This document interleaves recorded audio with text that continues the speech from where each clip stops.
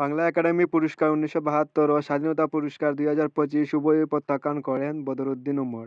তৃতীয় আন্তর্জাতিক অপরাধ ট্রাইব্যুনাল গঠিত হয় ৮ মে ২০২৫। বাংলাদেশের আশেপাশে অবস্থিত প্রধান টেকটোনিক প্লেটগুলোর অন্তর্ভুক্ত নয় কোনটি? প্রশান্ত মহাসাগরীয় প্লেট। বাংলাদেশের শহীদ সেনা দিবস কবে? ২৫শে ফেব্রুয়ারি।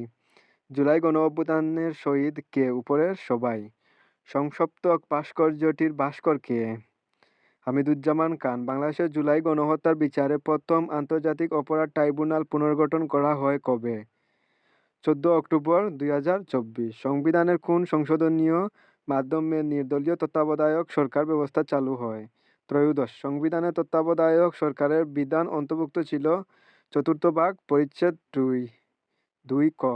বাংলাদেশের সাংবিধানিক তত্ত্বাবধায়ক সরকারের প্রথম প্রধান উপদেষ্টা কে ছিলেন? মোহাম্মদ হাবিবুর রহমান।